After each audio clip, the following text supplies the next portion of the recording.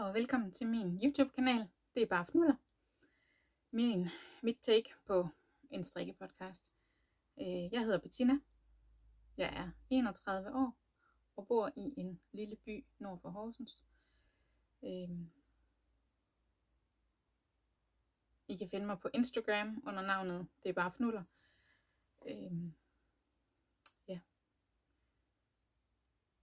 Jeg vil gerne byde velkommen til nye seere, og velkommen tilbage til tilbagevendende seere. Jeg er rigtig glad for, at I vil se med. Og det næste stykke tid, der skal vi snakke om strik og garn.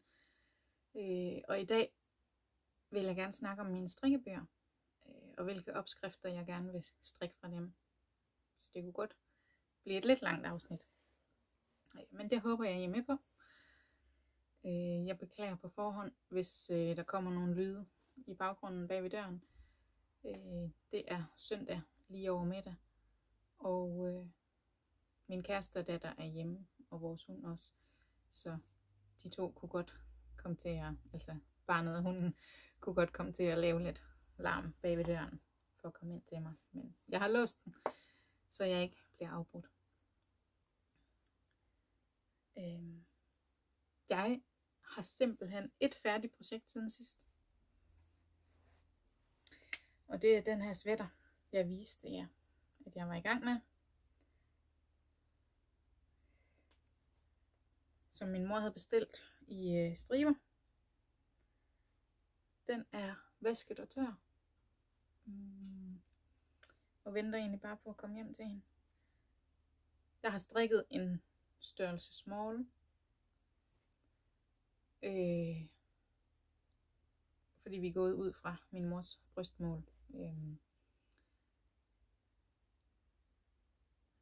Hendes brystmål er 12-13 cm mindre end mit. Og jeg har prøvet den på, jeg kan altså godt passe den. Så ja. Strikkefastheden passer, så jeg ved ikke lige, hvad det er. Det var bare fnuller. Men den glæder jeg mig i hvert fald til at give hende inden længe. Og opskriften, det var en light and easy fra Ulala Knitwear.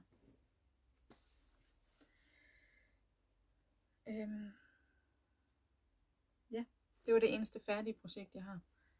Så har jeg også haft vist, at jeg er i gang med at strikke en Super Selene fra Anne Wenzel. Den har jeg fået strikket lidt videre på. Ikke ret meget, men lidt har også ret. Og jeg er nødt til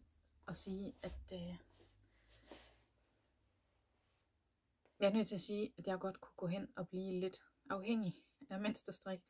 Jeg synes, at den ene omgang tager simpelthen den anden. Så jeg er sådan en, der godt kan kede sig, hvis det kun er glatstrik. Og derfor har jeg heller ikke rigtig nogen basic sweatre i min garderobe. Den første jeg strikkede, det kan jeg vise i et andet afsnit, men den første jeg strikkede er nok den, der er mest basic. Ja. Men den er jeg altså vild med, og jeg glæder mig til at blive færdig, så jeg kan gå med den. Jeg strikker den i Drops Air i farven Bluebird og en merino lace fra Painters Yarn. Og jeg synes, de passer ret godt sammen. Og mønsterfarven, det er Drops Air papegøjegrøn og en lace. Af en eller anden grund, så ser den mere neon ud på skærmen, men den er altså ikke helt så neon i virkeligheden. Men en lace fra Tinky Fibers i farven Dragon Tail, tror jeg nok den hedder. Den kan man jo desværre ikke købe mere, fordi hun er lukket.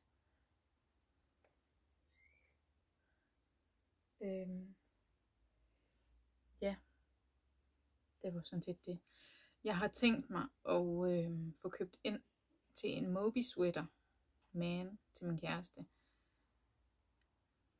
Men jeg ved simpelthen ikke, hvad jeg skal strikke den i, fordi den skal jo strikkes i Peer Gynt fra Sandnes, eller i Peruvian Highland Wool fra Vilcolana. De er lidt græs i det. I hvert fald, hvad jeg sådan synes, jeg kunne mærke. Da jeg var hen og mærke på dem for noget tid siden. Og min kæreste, han er meget uldsart.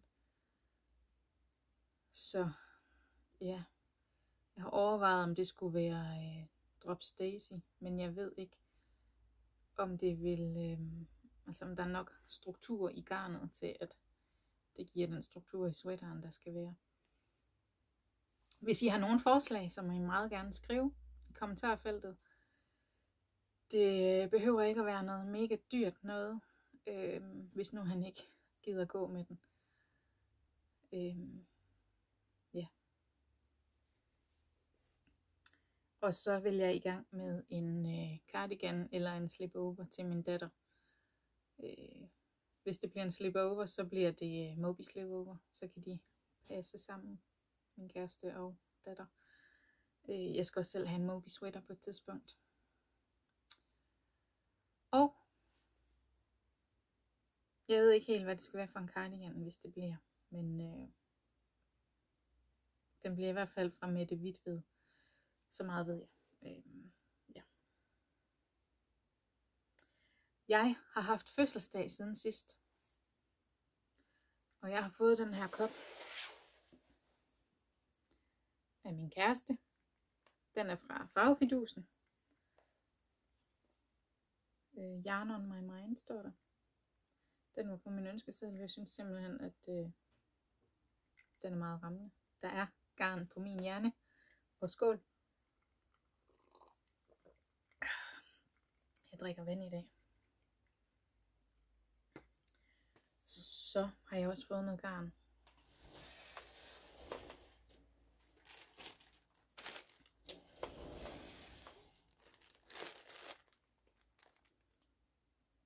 Tre nøgler True Blue fra Lion Brand. Det var også på min ønskeseddel. Det er 100% bambus. Og det er simpelthen så blødt og glat. Så det glæder mig til at strikke i. Jeg skal lige have købt 3 nøgler mere. Fordi at det var tiltænkt at strikke en 4 top fra Strikrik.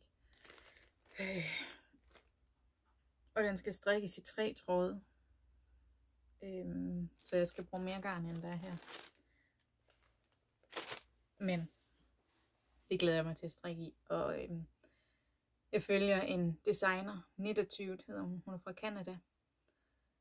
Hun lavede faktisk lige en story om garnet her den anden dag. Og hun sagde ikke, at det mindede om silke. Men det er altså nu, jeg har aldrig haft mulberry silke i min samling. Så jeg ved ikke, hvordan det føles. Men jeg tror, det har lidt samme egenskab. Det er lige så glat, tror jeg. Så det vil give det samme fald i toppen. Så har jeg også købt lidt selv. Jeg har faktisk købt en anden kop. Men den har ikke, der står ikke noget med garn på. Der står, what a fucking year this week has been. I sølvglimmer. Det har jeg ikke lige taget med herind. Så købte jeg også den her projektpose. I'm knitting my day away. Jeg troede faktisk, at den var større. Så der er ikke en sweater størrelse, der kan være her. Det er mere sådan til strømpeprojekter eller babystrik.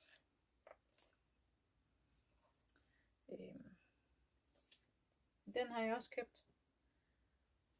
Så vil jeg gerne snakke om mine strikkebøger.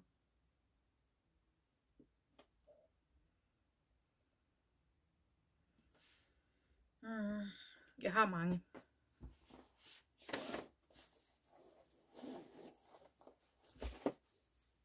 Jeg kan lige prøve at vise dem alle sammen.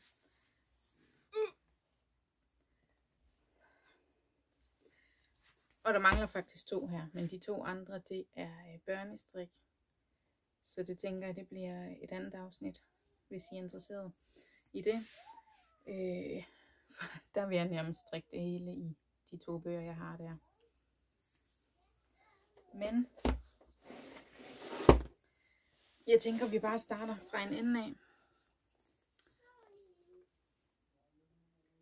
Den er fra Fable Knitwear. Der er 34 strikkeopskrifter i. Og det er Helene Arnesen, der har skrevet den. Jeg mener, hun er fra Norge. Men jeg er ikke helt sikker. Den første, der er i, som jeg godt kunne tænke mig at strikke på et tidspunkt, det er den her. Den hedder Poet Ruffle. Så har den sådan en flæse over halskanten. Jeg synes, den er så sød.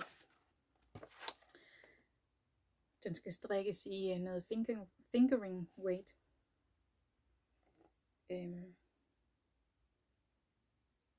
Ja. Og jeg tænker, at den kunne godt komme på listen meget snart. Jeg sad og kiggede alle bøgerne igennem i går aftes og satte små sedler ved dem, jeg godt kunne tænke mig at strikke. Og da jeg startede med at kigge i den, tænkte jeg, fuck, er der kun én, jeg gerne vil strikke? Jeg har fået bogen i gave, fordi jeg ønskede mig den. Ja, men det var heldigvis ikke tilfældet, at der kun var én. Så er der den her. Den hedder Folklore. Den synes jeg også bare er virkelig fin. Den skal strikkes i en tråd mohair og en tråd fingering.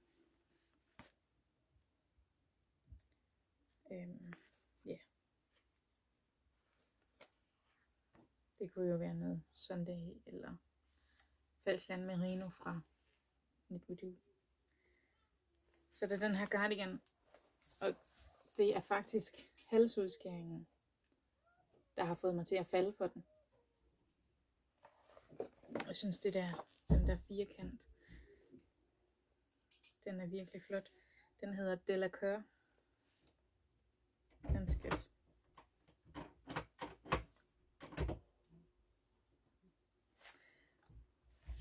Den skal strikkes i sportweight. Den kunne også godt snart komme på, for jeg mangler virkelig en cardigan. Så det kunne være, at jeg snart skulle strikke den.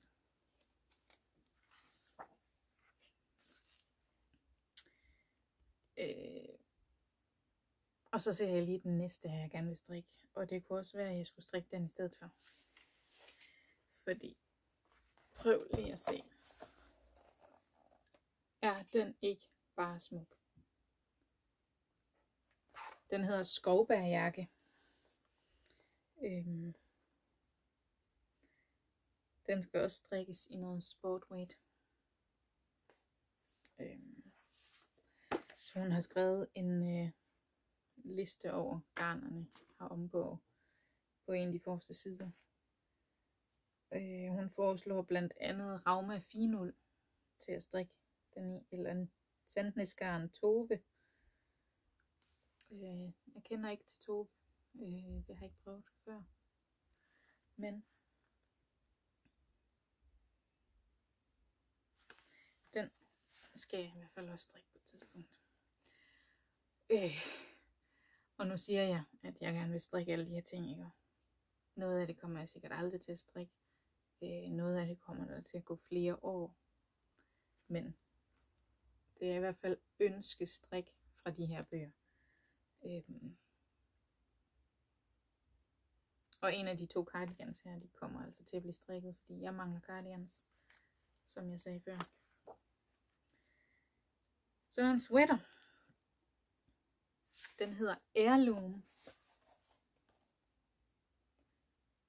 Jeg ved ikke, om det er tydeligt at se på billedet, når den er så mørk i det. Men det her, jeg tror måske, det er falske snoninger.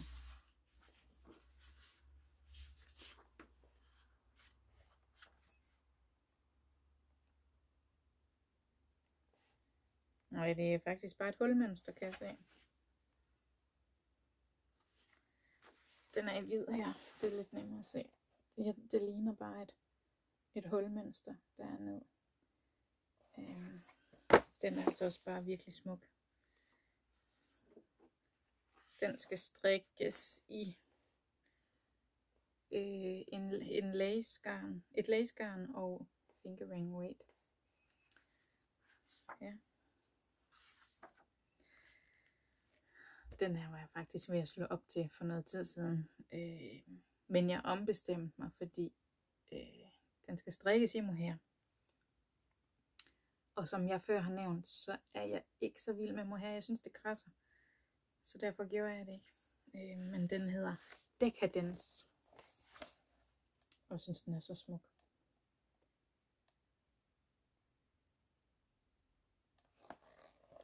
Der skal strikkes. Jeg ved faktisk ikke. Der skal nogle perler på. Ja. Og de skal strikkes på, tror jeg.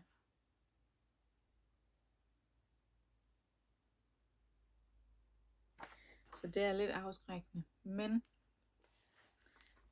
jeg får da helt sikkert kastet mig ud i det på et tidspunkt, når jeg finder det rigtige garn til den. Ja. Så er der Victoriana.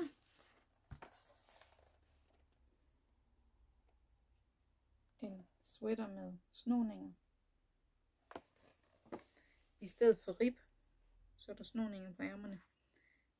Og det er også ned langs forstykket. Det ser ud som om det også er på bagstykket. Ja. Den skal strikkes i DK weight og en lace. Så det er en lidt mere vamset sweater. Ja.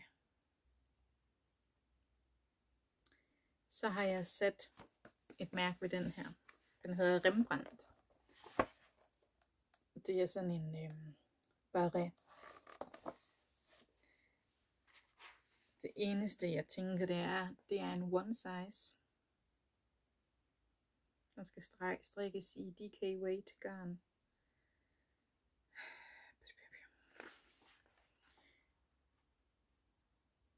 Det er mere det der med, jeg har egentlig et lidt lille hoved. Jeg havde det andet mindste hoved, da jeg gik på HF og fik målt til studenterhoved. Men der skal jo selvfølgelig nok, nej det skal der ikke engang. Jeg tænkte om der skulle elastik i, men det kan man vel altid sætte i, hvis sådan en strikelastik, hvis den bliver for løs.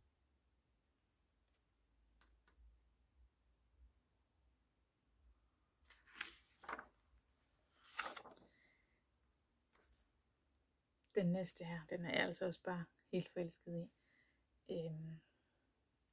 Den hedder Medieval Ruffle. Fordi der er sådan nogle, altså ja, den ligner jo en middelalderlig bluse. Som det hun gør så kendt for, hende her Helene Arnesen, det er at hun lader sig inspirere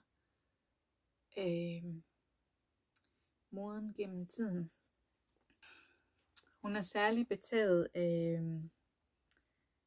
1540, 1570, 1650, 1750, 1850, 1890, 1900, 1910, 20, 30 og 40. Det er de perioder, hun lader sig inspirere af. Og det forstår jeg altid godt, fordi ja, det er jeg også selv. Der er lige nogle stykker endnu her i bogen. Så er der sådan et tørklæde her. Det hedder skovbær tørklæde. Og det passer jo egentlig til cardigan. Det er det samme mønster. Det skal strikkes i sport eller DK weight. Så tænker jeg, det er alt efter, hvor tykt man gerne vil have det selv. Ja. Man skal bruge cirka 150 meter garn. Så det er jo egentlig et hurtigt lille projekt.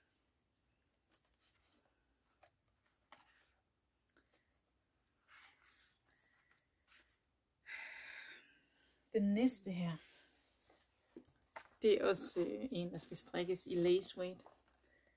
Den hedder Maud, M-A-U-D. Den synes jeg altså også bare, den er virkelig smuk. Ja.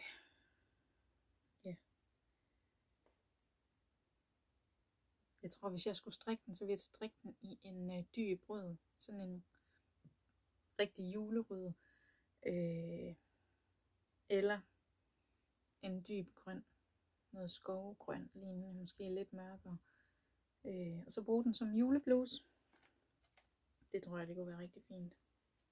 Sammen med en sort noget der.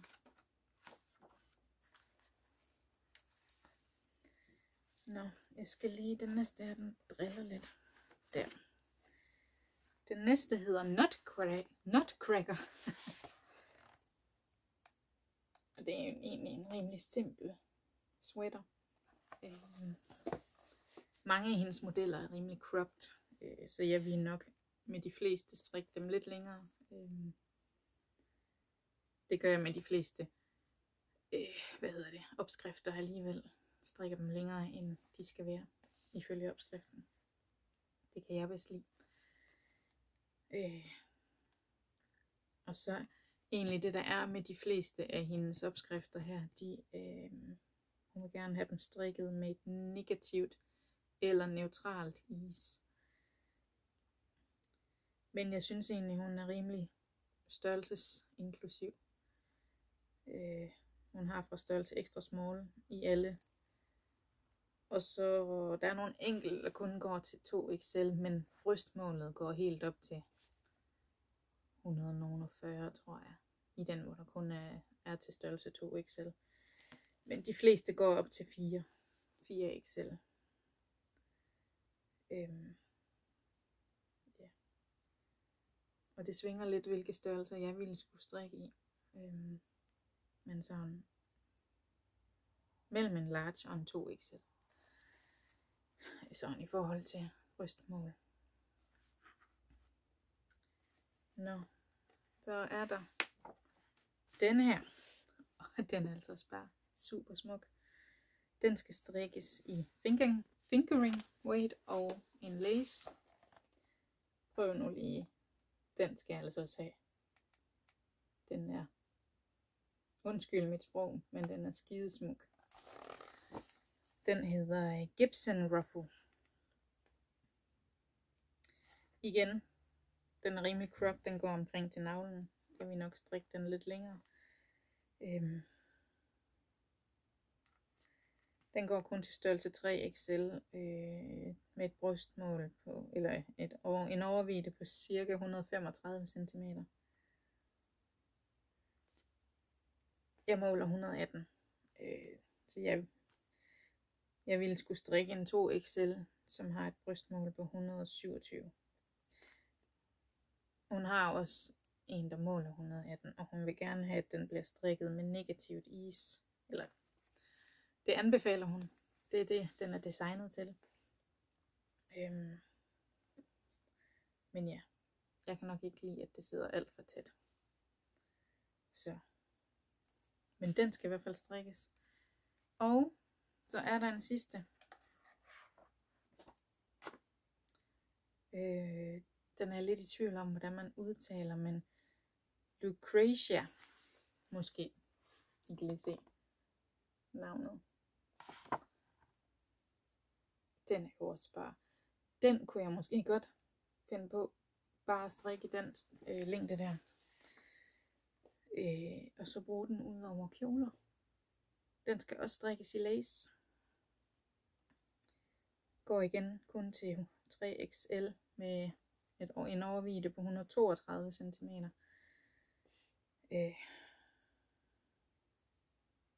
Så det er en af dem, der ikke rækker så langt i overvidden størrelsesmæssigt. Men det var Fable Knitwear. Hvis I er til meget feminine opskrifter, eller meget feminine designs, som lader sig inspirere af forskellige perioder igennem tiden, så kan jeg helt sikkert anbefale den. Jeg er i hvert fald rigtig glad for den, og jeg skal nok komme til at få strikket noget af det fra den. Så tænker jeg, den næste her er der egentlig ikke rigtig noget i, jeg vil strikke lige nu. Men jeg købte den dengang jeg startede med at strikke. Og den er lidt hærget, fordi min hund har haft fat i den, inden han lærte, at han ikke måtte bide i ting. Men strik på budget af Christine Slot, hende der havde Yarn-Junkies, eller har Yarn-Junkies lukker. De har ophørsudsalg lige nu. Men den har jeg. Der er ikke noget lige nu, jeg gerne vil strikke derfra, men det kan være på et tidspunkt, at jeg får strikket noget af det. Eller også når min datter bliver lidt større, at hun kan passe en størrelse ekstra small. Det kan være, at hun gerne vil have noget derfra.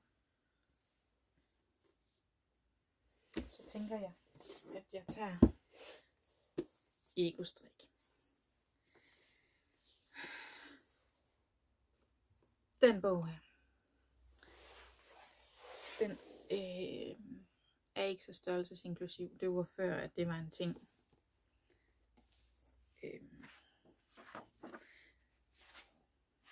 Jeg ved faktisk ikke, hvornår den er lavet.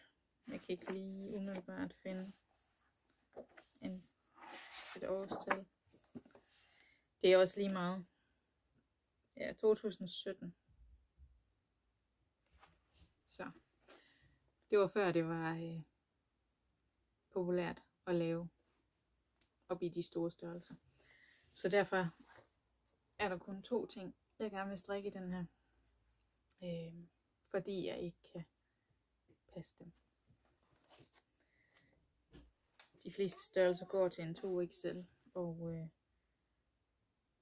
ja, overvidden går kun til de der 115-119 cm. Og som sagt, så er jeg ikke så meget til, at det skal sidde alt for kropsnært. Men jeg kunne rigtig godt tænke mig at strikke den her lavendel long cardi.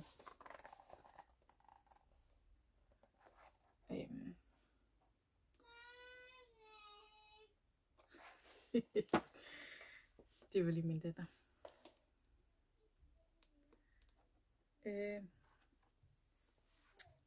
Overvidden går til 118 cm, og det tænker jeg godt, det kan gå, når det er en cardigan.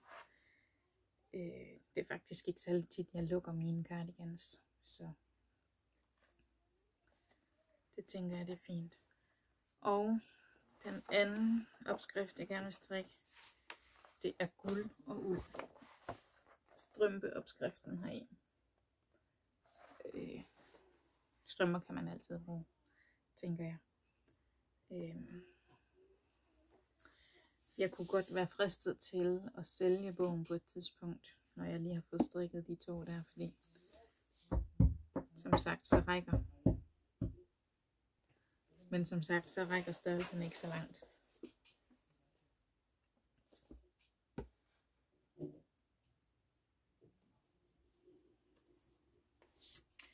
Så har jeg den her Heather. Den kender I sikkert godt, de fleste af jer. Og det var egentlig lidt ligesom, da jeg kiggede Fable Knitwear igennem. Jeg var lidt bange for, at der ikke rigtig var noget vi strikke i den. Men det var det alligevel. Det første er det her Vita-skarf. Jeg synes, det er så fint. Det vil jeg nok strikke i den store størrelse. Som måler 140 cm eftervask og 44 cm i højden på midten. Ja. Mini alpaca og tynd silk mohair skal den strikkes i. Det kunne jeg godt tænke mig at strikke. Så er der Cara sweater. Den synes jeg også virkelig er fin. Og jeg tænker, det er sådan en, der ikke bliver kedelig at strikke, fordi der er perlestrik og snoninger og bikubemønster. Og jeg har aldrig prøvet at strikke bikubemønster, så det kunne godt være en udfordring til mig selv snart.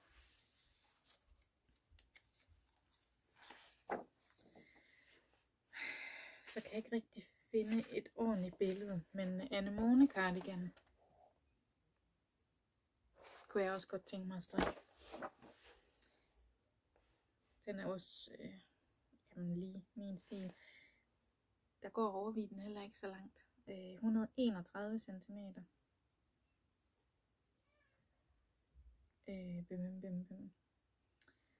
Og det er en størrelse 3XL. Den anden største størrelse hedder faktisk XL til 2XL. Det er 2 størrelser i en. Den måler 123 i overvidde.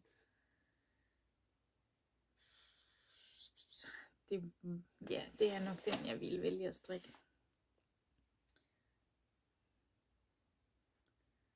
Der er ikke så meget at sige sådan. Så kunne jeg godt tænke mig at strikke de her peacock gloves, som er i hendes populære peacock mønster. Og dem tror jeg faktisk også, jeg strikker her til sidst på efteråret, starten af vinteren.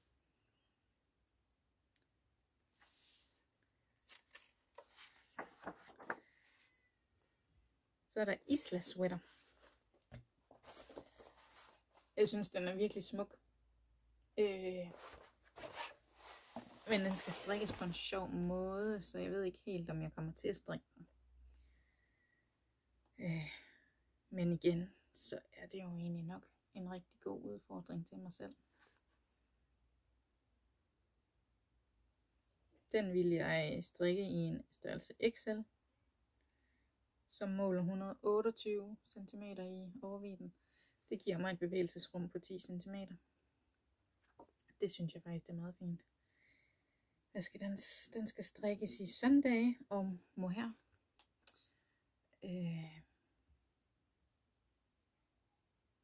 Så det kunne være, at det også var et vinterprojekt. Så er der Peggy sweater. Jeg tror måske, det er lidt svært at se den farve der på kamera. Men den er ikke lidt et billede, hvor den er lidt tættere på. Jeg beklager, at jeg bevæger mig så meget. Mine ben sover, når jeg sidder med krydsede ben. Så var der et stykke, hvor der ikke rigtig var noget, jeg gad strikke. Så jeg blev bekymret igen for, er der i virkelig ikke mere? Men Siri sweateren, den er jo også bare virkelig smuk. Den går kun til 2XL, men til gengæld hedder den størrelse 138 cm i overvidden. Så der vil jeg jo faktisk ned og strikke en størrelse large, som hedder 127 cm i overvidden. Jeg synes, når man har den størrelse, jeg har, så jeg synes, jeg kommer hurtigt til at se stor ud, hvis en sweater sidder alt for løst.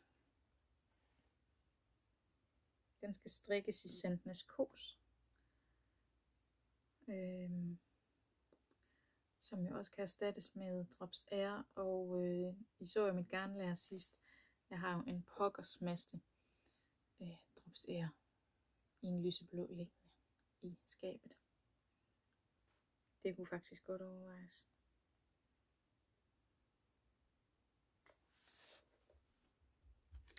Så kommer der faktisk en kjole. Og det kunne godt være, at jeg strikker den som mit bidrag til lommen fuld af ulds samstrik. Se min kjole kald.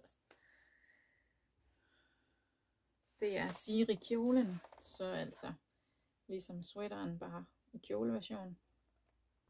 Og jeg synes faktisk, det er en virkelig smuk farve, der er her på. Den skal strikkes i kos sammen med en mohair. Og det kunne jeg altså godt overveje at strikke til Se min kjolekald. Jeg er ikke besluttet endnu, fordi jeg overvejer også lidt Gry slipover vest kjole fra Strikrik, som hun har designet for Filcolana. Den kommer først her. Jeg kan faktisk ikke huske, hvornår det er. Men det er en del af efterårskollektionen fra Filcolana. Den kunne jeg også godt finde på at strikke, så jeg ved ikke helt. Men det bliver nok en af de to. Så kunne jeg godt tænke mig at strikke tulipansweateren. Den kan man strikke i 2 længder. Og jeg ville nok vælge at strikke den lange. Så kan man bruge den lidt som... Ja, men det er jo en lidt oversized. Det jeg synes, der er lidt sjovt, det er, når man skal vælge størrelse. Den korte version går fra en overvidde på 102 cm, og så den største på en overvidde på 136 cm. Men den lange version, altså det samme størrelse, man kan vælge fra extra small til 4XL. Men den lange sweater, der er den mindste størrelse 116 cm i overvidden, og den største er 156. Så hvorfor sådan en forskel på den samme sweater, bare fordi længden er anderledes? Det synes jeg er lidt sjovt. Den vil jeg i hvert fald gerne strikke. Kos. Sandnes Kos og deres tynd silkemohair skal den strikkes i. Og så har jeg sat et markat ved den her muslingesweater. Men jeg er faktisk ikke helt sikker. Jeg kan godt lide t-shirten. Jeg ved faktisk ikke helt, når det er en sweater-version. Men ja. Sunday og tynd silkemohair skal den strikkes i. Så er der højreskarf. Og der vil jeg jo også strikke den store størrelse. Nej, der er kun en størrelse. Eller hvad?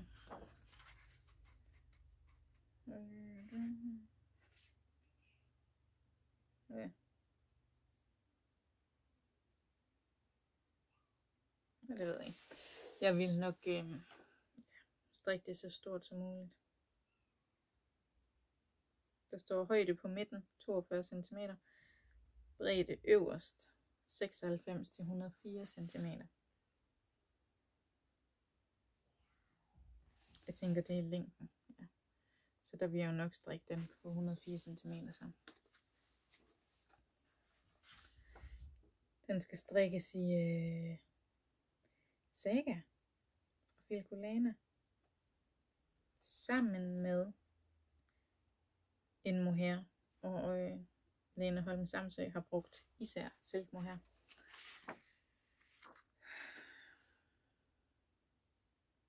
Så kunne jeg virkelig godt tænke mig at strikke Vita sweateren, som matcher det der scarf, jeg viste i starten. Den fås i 3 størrelser, A, B, C. Hvor den store har en overvidde på 133 cm. Og alt efter hvilken størrelse man vælger at skrive, alt efter hvilken størrelse man vælger at strikke i, så er det også forskelligt garn. Det er lidt sjovt. Men størrelse C, som jeg ville skulle strikke, skal strikkes i Sandnes alpaka uld og tynd silkemohair.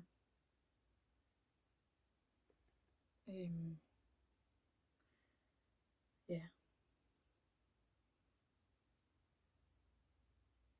Altså jeg er jo nok sådan en, altså lige meget hvad, så finder jeg nok altid billigere garnalternativer.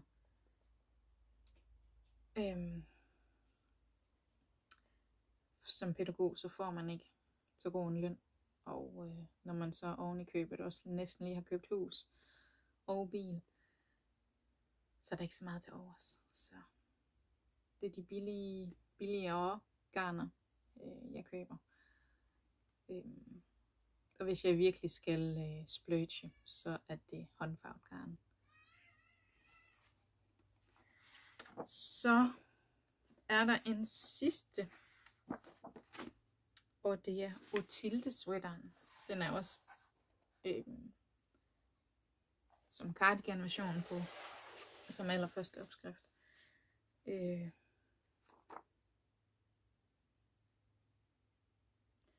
Ja, den kunne jeg godt tænke mig at strikke. Undskyld, der forsvandt jeg vist lidt ud af billedet der. Den spænder langt, fra 99 cm i den mindste størrelse, og helt op til 154 cm i den største. Den skal strikkes i tynd pergynt og mohair. Hvis jeg skulle strikke den, så ville jeg jo finde noget andet.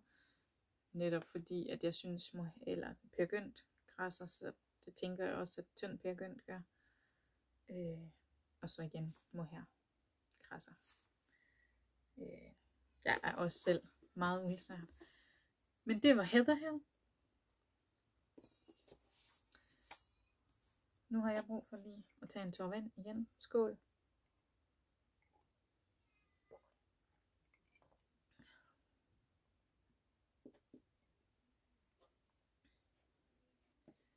Så fik jeg den her julegave. Nærvær. Nærvær, nostalgisk strik af Anne-Sophie Nørby Velling, også kendt som Augustins. Hun laver altså også de flotteste designs. Men ja, jeg kunne godt tænke mig at strikke den her kjole.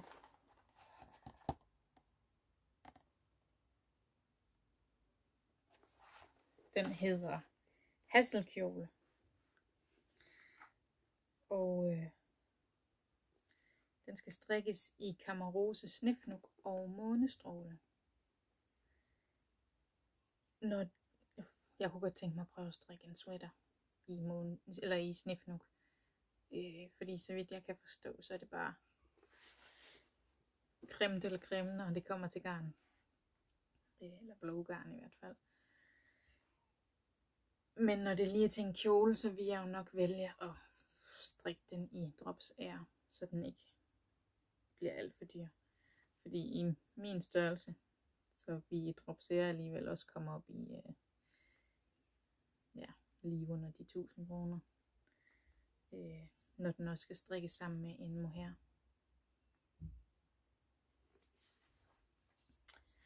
Alle hendes opskrifter heri er faktisk strikket i Snifnuk eller Snifnuk Natur. Så har hun sådan en spencer her. Tuya spencer. Den kunne jeg også godt tænke mig at strikke. Den er også strikket i Snifnuk og midnatssol. Så det er hendes, eller det er Camaroses. Ja, det er jo egentlig ikke mohair. Fordi at, det var noget alpaka. Men det er uden glimmertråden i midnatssol. Så kunne jeg godt tænke mig at strikke denne her bluse, som også er Snifnuk og månestråle, som er en lille smule glimmer i. Hvis jeg skulle strikke den, så vil jeg nok strikke ærmerne lidt smallere. Jeg kan lige finde et billede, hvor der er en, der har den på.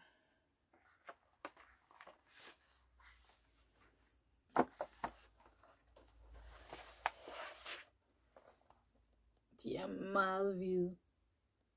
Eller hvide. De her ærmer. Ja. Den er virkelig smuk. Men ærmerne skulle strikkes smallere til mig.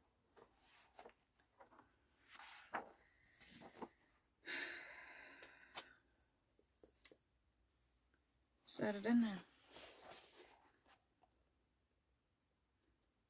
Man kan desværre ikke rigtig se de der lysfarver ordentligt. Den ellebluse. Det øverste af bærestykket, det er glatstrik, og så kommer der den her flæse, og så ærmerne og kroppen er strikket i perlestrik. Igen Snifnuk og midnatssol.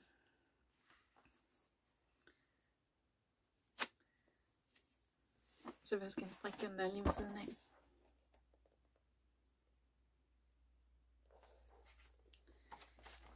Askebluse. Den skal strikkes i Snifnuk Natur og 2 tråde midnatssol. Så det er jo egentlig en vamset sag, kan man sige.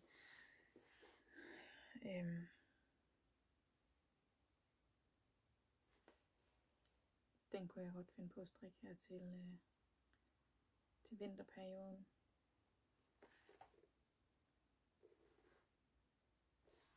Og det var vist det. Der er faktisk ikke så mange opskrifter i den her. Men virkelig fine opskrifter. Man kunne jo sige, at en af den der Tuya Spencer eller Hastelkjolen kunne jo godt være et bidrag også til se min kjolekald med lommen fuld af uld.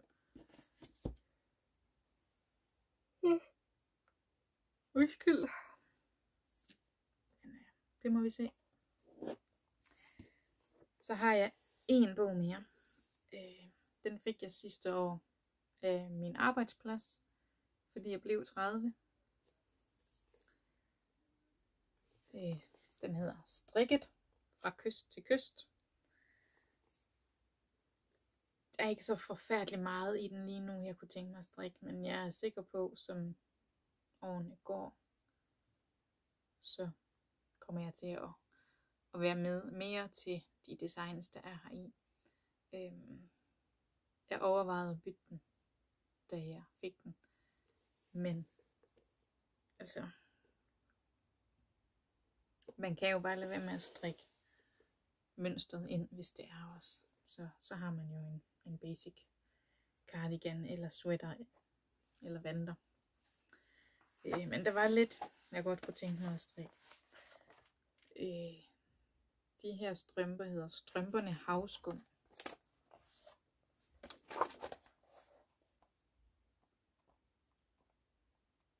Det er altså lidt svært at se på skærmen med de her lysfarver. De ville kunne strikkes i et fed strømpegarn.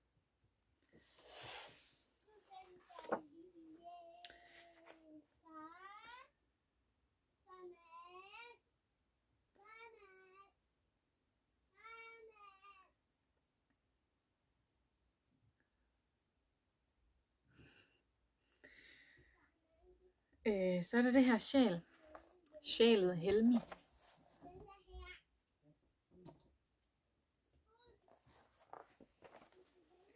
Og det kan strikkes i det tykke strømpegarn. Det der løber 366 meter på 100 gram. Så det kunne jeg også finde på at strikke på et tidspunkt. Og der var der en ting mere, kan jeg se. Blondekraven Hømin. Og som man ser den her, så er den egentlig ikke så pæn. Så jeg går lige om på billedet, hvor hun har den på. Den er faktisk rigtig fin. Og kan lige give lidt ekstra på ryggen, hvis man nu har en jakke, der ikke lige helt varmer så meget. Så har jeg 2 bøger mere. Og det er egentlig ikke sådan reelle strikkebøger. Jeg skal helt sikkert strikke en masse fra dem begge to. På et eller andet tidspunkt. Men Harry Potter, magi på pindene. Jeg har sat et mærke. Der er mange flere ting, jeg gerne vil strikke. Men ikke sådan lige nu her. Men den her. Stormvind bluse. Den synes jeg var virkelig fin.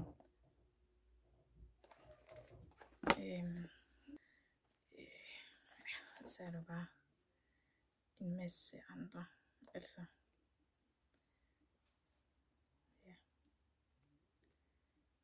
Jeg har også hækleversionen af den. Som jeg også, ja, men altså, man køber og køber, ikke? Men man får ikke rigtig brugt noget. Så måske, at man skulle få strikket noget fra de bøger her. Jeg har også magi på pindene 2. Og igen, der er ikke noget, jeg gerne vil strikke nu og her. Men jeg kunne godt tænke mig at strikke det på et tidspunkt.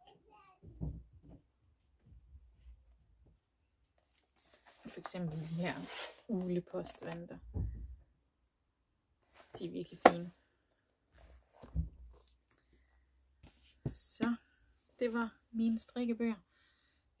Som sagt har jeg 2 mere, der er børnestrik. Nu begynder det at regne igen, kan jeg høre. Jeg håber egentlig, lyset er okay. Ja. Men jeg vil nærmest strikke det hele i de bøger, så det vil tage alt for lang tid at vise. Jeg har lige en sidste ting, jeg gerne vil vise. Jeg var begyndt på en Sunday sweater på et tidspunkt. Og jeg havde faktisk strikket sådan et stykke mere. Jeg begyndte at trævle den op, fordi strikkefastheden passede ikke.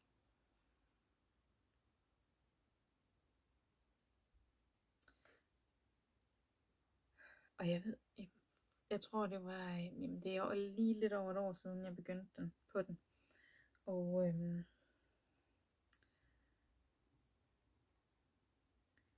jeg tror det var lige der omkring, hvor min strikkefasthed den ændrede sig. Da jeg startede med at strikke, der strikkede jeg meget stramt. Og det gør jeg ikke så meget mere. Jeg strikker ikke løst, men ja, sådan lige midt imellem, vil jeg tro.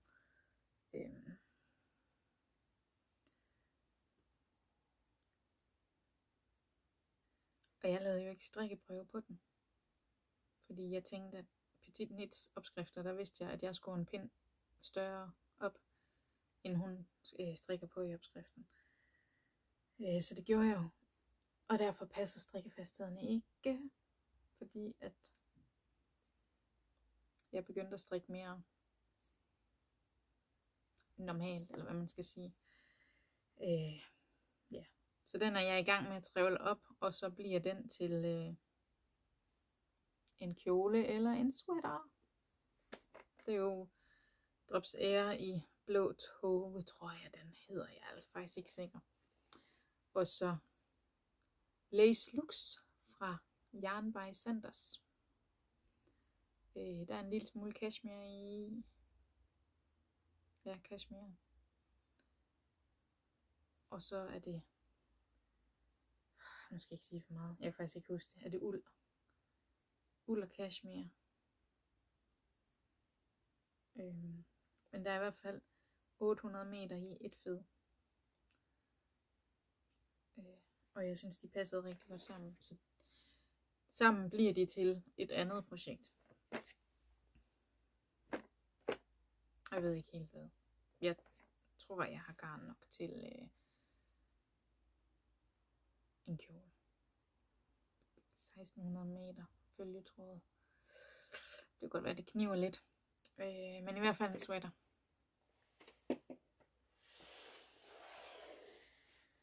Så når jeg strikker, så sidder jeg med den her med garnnøgler på. Den har min kæreste lavet til mig. Der er sådan nogle gummidutter under, så den ikke glider på bordet. Jeg nævnte for ham på et tidspunkt, at sådan en kunne jeg virkelig godt tænke mig. Og i stedet for, at jeg skulle ud og bruge penge, i stedet for, at jeg skulle ud og bruge penge på den, så lavede han en til mig. Af noget resttræ. Så den er jeg faktisk rigtig glad for. Jeg har ikke brugt den i et stykke tid, fordi at det her projekt har siddet derpå. Og jeg kunne simpelthen ikke tage mig sammen til at trævle det op, fordi det sidder egentlig rimelig godt sammen, sådan noget Drops Air der. Nu skal jeg lige se på min seddel, om jeg husker at sige alt, jeg gerne vil sige. Ja. Fra nu af, der kommer der nok til at gå lidt længere imellem afsnittene, end der er gjort hidtil. Der er gået cirka 10 dage imellem hvert indtil nu. Men jeg skal også have noget at vise frem.